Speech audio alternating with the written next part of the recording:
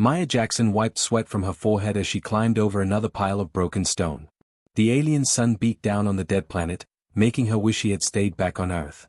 But here she was, millions of light years from home, exploring ruins that nobody had seen for thousands of years. "This place gives me the creeps," she muttered, kicking a chunk of crystal out of her way. The ruins stretched out forever in every direction. Tall spires twisted up toward the purple sky, and broken bridges connected buildings that looked like they had been carved from single pieces of black rock. Her partner Devon Washington was already inside the main building, his voice crackling through her earpiece. "Maya, you need to see this. I found something big." She jogged through the entrance, her boots echoing in the massive hall. Devon stood in the center of the room, staring up at something that made Maya stop dead in her tracks. The throne was huge. It looked like someone had carved it from a single piece of midnight black stone, then polished it until it gleamed like a mirror. Strange symbols covered every inch of its surface, glowing faintly with their own inner light. The thing had to be 30 feet tall, with armrests wide enough for Maya to lie down on. "Well, that's not creepy at all," Maya said, pulling out her scanner. The device immediately started beeping like crazy. "Devon, this thing is giving off more energy readings than our ship's reactor." Devon was busy taking pictures from every angle. "The symbols don't match anything in our database. This civilization was way more advanced than we thought." Maya walked around the base of the throne, running her scanner along its edges. The energy readings were off the charts, but nothing seemed dangerous. Just waiting. Like the whole thing was sleeping. "You know what bugs me about these ancient alien places?" Maya said, hopping up onto the first step leading to the throne. "They always build everything so damn big. Like, were these people giants or did they just have serious size issues?" "Maya, get down from there," Devon called out. "We don't know what that thing does." But Maya was already halfway up the steps, grinning back at him. "Come on, Devon. Live a little. When are we ever going to get another chance to sit on an alien throne?" "That's exactly why you shouldn't touch it." Maya reached the top and stood next to the massive chair. Up close, she could see that the symbols were moving, very slowly, like they were alive. The whole thing hummed with a low vibration she could feel in her bones. "It's just a chair," she said, running her hand along the smooth armrest. "A really, really big chair built by people who are really, really dead." The energy readings on her scanner spiked, but nothing happened. Maya felt a little disappointed. After all the warnings about not touching alien artifacts, this one seemed pretty boring. "See? Nothing," she announced, and gave the armrest a good solid slap with her palm. "Just a big fancy throne for some long-dead alien king who probably had a serious ego problem." The slap echoed through the chamber like a gunshot. Then everything changed. Light exploded from where her hand had touched the stone. Not harsh white light, but warm golden light that flowed like liquid down every carved line and symbol on the throne. The humming got louder, deeper, until Maya could feel it vibrating through her whole body. "Oh no," she whispered, backing away from the throne as fast as she could. "Oh no, oh no, oh no." The light spread from the throne to the walls, racing along hidden channels carved into the stone. The whole palace started to shake. Not the violent shaking of an earthquake, but the steady vibration of massive machinery waking up after a very long sleep. Devon was already running for the exit. "Maya, move your butt. Now." But Maya stood frozen, watching as holographic displays materialized all around the throne room. Star charts, countdown timers, and streams of alien text that her universal translator couldn't make sense of. The air itself seemed to shimmer with energy.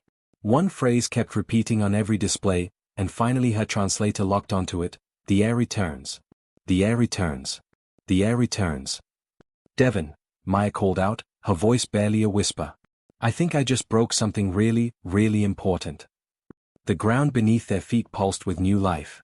Deep underground, they could hear the sound of massive systems coming online.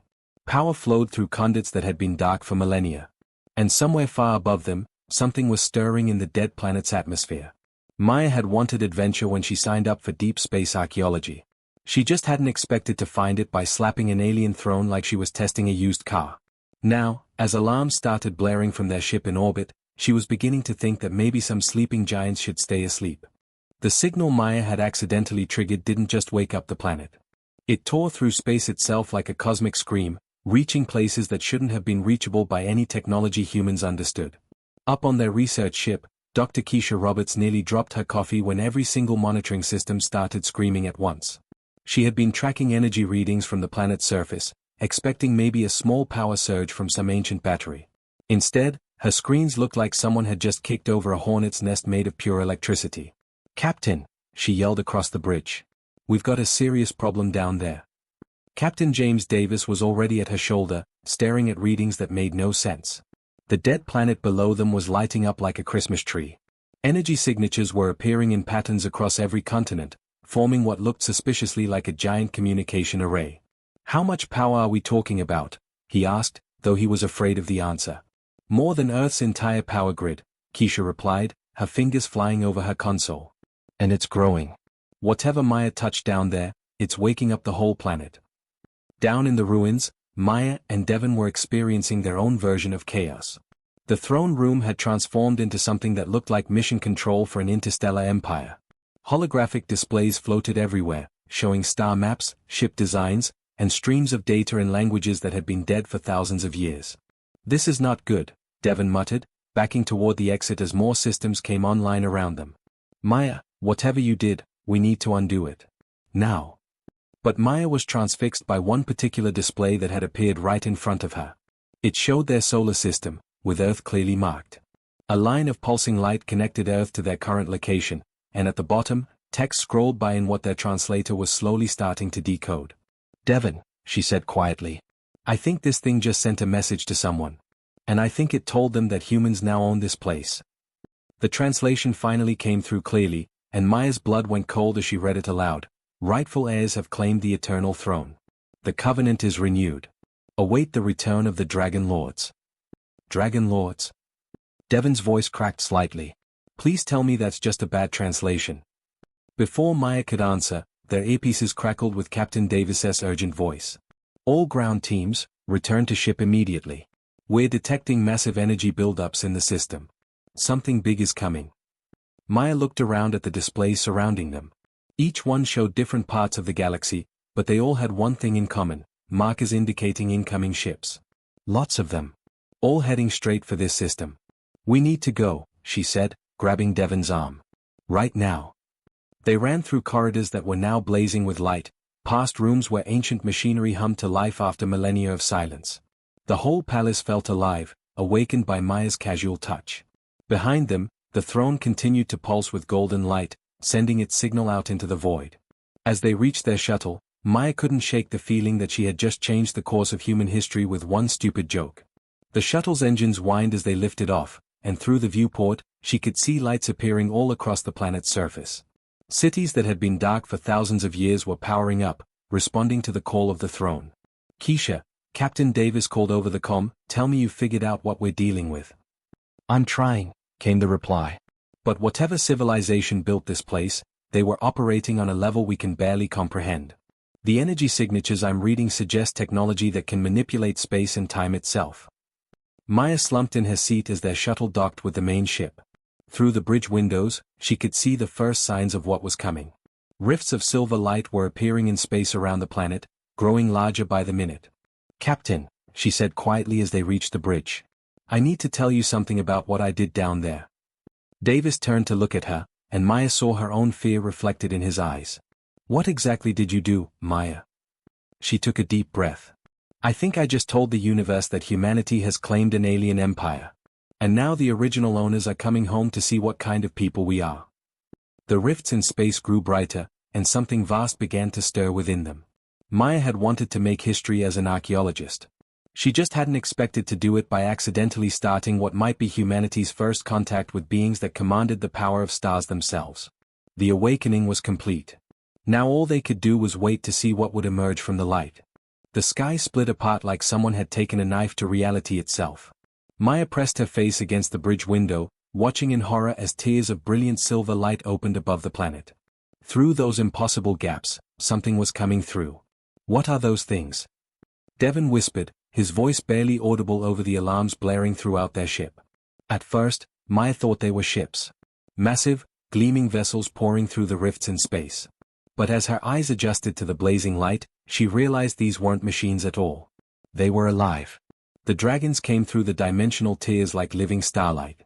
Their bodies shifted and flowed between forms, sometimes solid crystal, sometimes pure energy, sometimes something in between that hurt to look at directly. They moved through space as easily as fish through water, their wings spanning distances that should have been impossible. My God, Captain Davis breathed. They're beautiful. And they were. Even terrified out of her mind, Maya couldn't deny that. These weren't the crude, savage beasts from old Earth stories. These dragons looked like they had been carved from moonbeams and starfire, ancient and elegant and utterly alien. The largest one led the pack, and Maya knew instinctively that this was their leader. When it spoke, its voice didn't come through their speakers. It resonated directly inside their minds, warm and amused and older than human civilization. Greetings, little thieves, the voice said, and somehow Maya knew it was speaking directly to her. We are the Tyranians, the dragon lords of old. You have claimed our throne, small ones. How delightfully unexpected. Maya's knees went weak. Devon, she whispered. I think we're about to become the shortest-lived species in galactic history. But the dragon's voice carried laughter, not anger. Fear not, young heir. Your people intrigue us greatly. Do you know what most species do when they find our testing grounds? Captain Davis stepped forward, though his hands were shaking. No, sir. Or, Your Majesty? I'm sorry, we don't know the proper protocol for talking to dragons. They kneel, the dragon continued, ignoring the captain's confusion. They pray.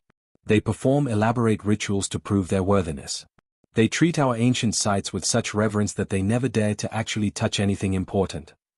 Maya felt her stomach drop. Oh no. But you, little human. The dragon's attention focused on her like a warm spotlight. You walked up to the most sacred throne in our empire and slapped it like you were testing furniture. Magnificent. I'm sorry. Maya blurted out. I didn't know. I was just joking around, I didn't mean to offend anyone or steal anything or... Offend? The dragon's laughter filled their minds like wind chimes. Child, you have done something no species has accomplished in 10,000 years.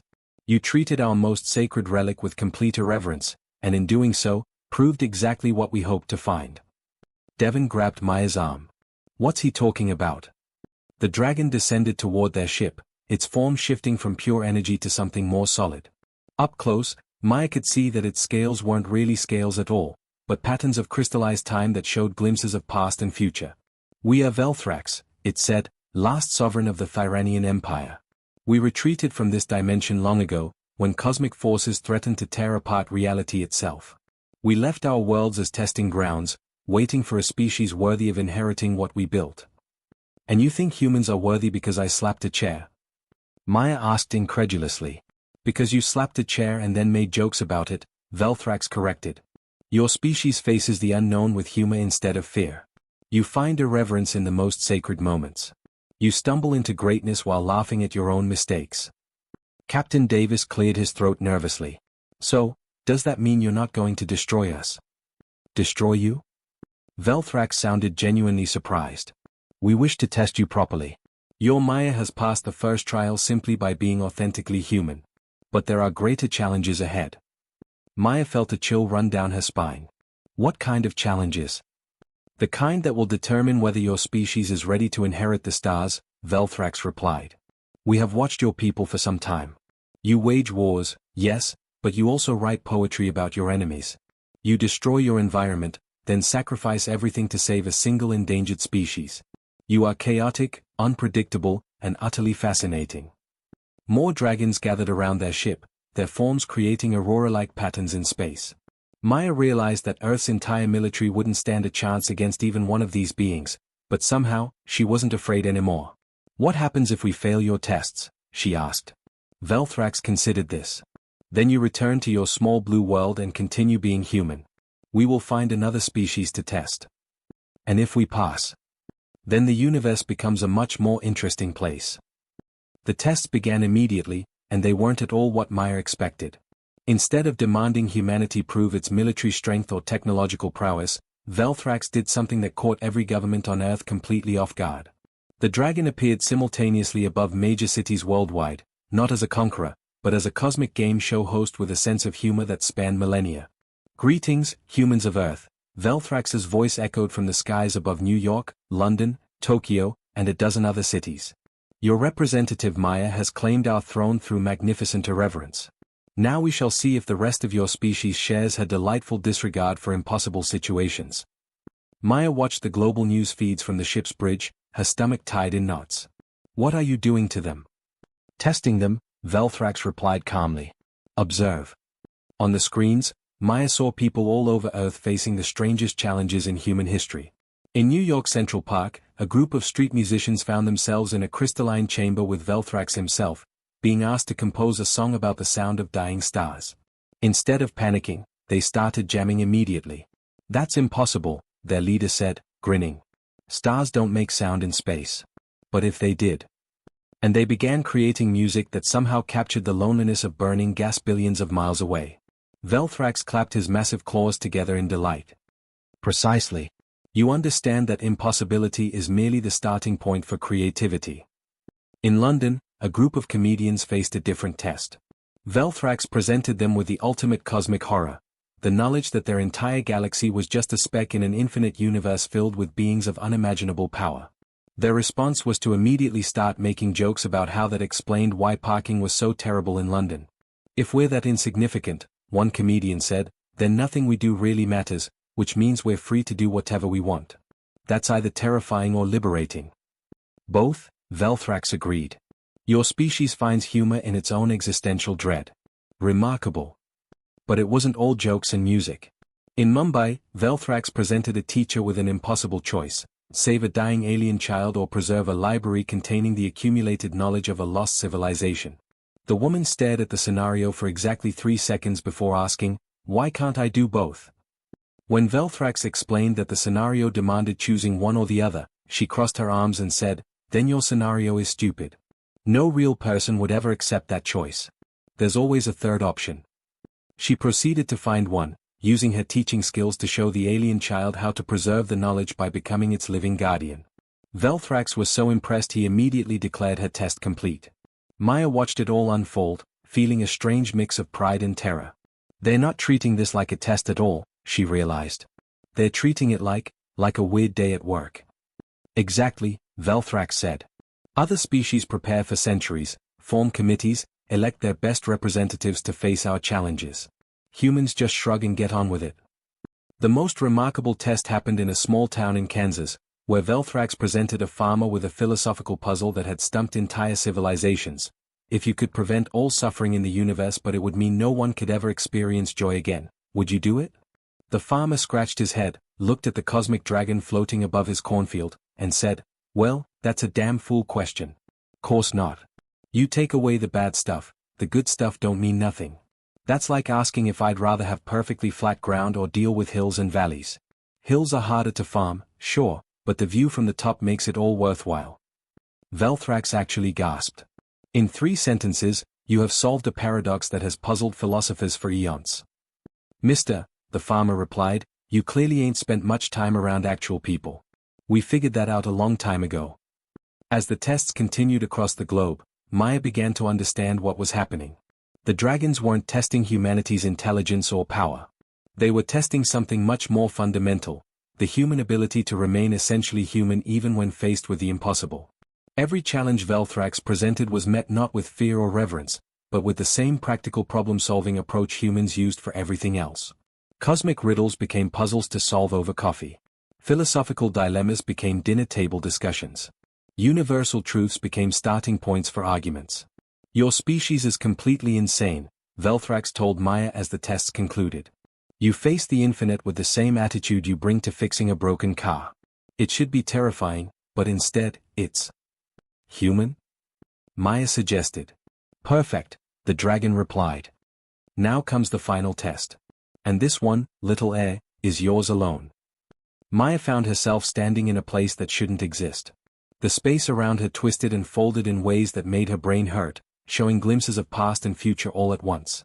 She could see dinosaurs walking on Earth, the birth of stars, the construction of cities that wouldn't be built for another 1,000 years. Everything that ever was, is, or would be seemed to exist here simultaneously. "Welcome to the heart of all things," Velthrax said, his voice coming from everywhere and nowhere. "This is where we make the choices that reshape reality itself." In front of Maya floated something that took her breath away. It looked like a crown made of pure starlight, with gems that held entire galaxies spinning inside them. Just looking at it, she could feel the power radiating from it, the power to command fleets of ships, to reshape planets, to bend the laws of physics to her will. The crown of the Thyranian Empire, Velthrax explained. Worn by rulers who guided the development of entire star systems. Accept it, and humanity becomes the dominant force in the known universe. You would have technology beyond your wildest dreams, knowledge that spans millions of years, and the power to protect or destroy civilizations with a thought. Maya stepped closer to the crown, feeling its energy wash over her. She could see everything it would give her people. Faster-than-light travel that would let them explore every corner of the galaxy. Medical technology that could cure any disease and extend human life for centuries. Weapons that could defend Earth from any threat. Knowledge that would answer every question humans had ever asked about their place in the universe. There's a catch, isn't there? Maya asked. There's always a catch. Velthrax's laughter rippled through dimensions. Perceptive as always. Yes, there is a price. Accept this power, and humanity must become what we once were, guardians and judges of lesser species. You would be responsible for guiding the development of younger civilizations, deciding which ones deserve to survive and prosper, and which ones pose too great a threat to the galaxy. Maya felt her stomach drop. You mean we'd have to play God? You would become gods, in the truest sense. With this crown comes the burden of making choices that affect billions of lives across thousands of worlds.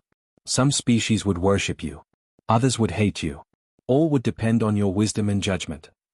Maya stared at the crown, watching galaxies spin in its crystalline depths.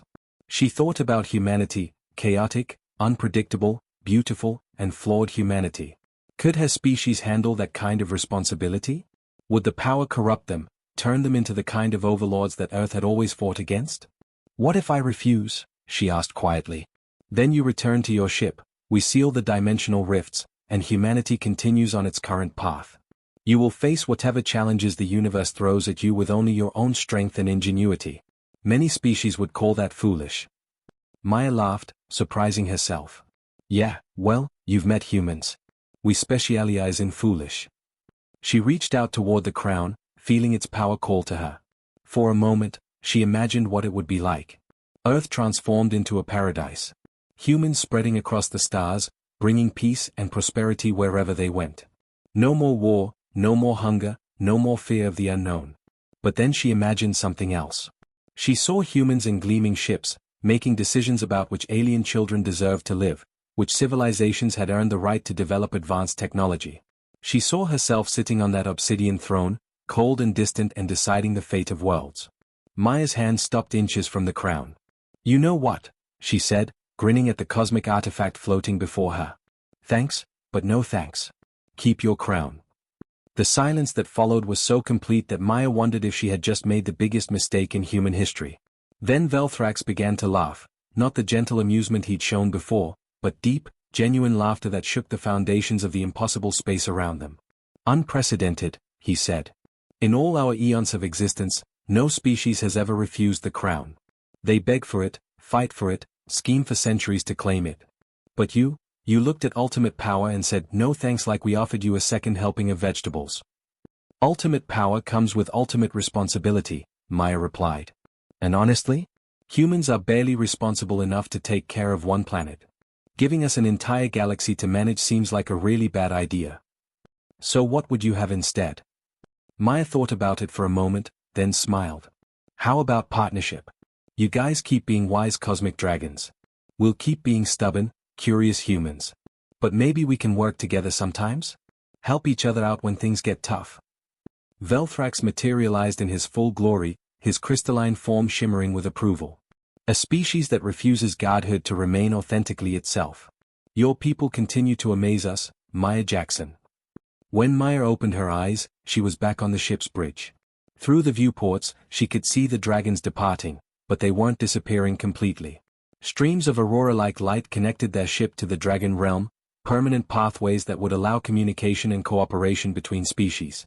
So, Captain Davis asked nervously, how did we do? Maya looked out at the dragonfire painting the sky and grinned. We stayed human. Apparently, that's exactly what they were hoping for.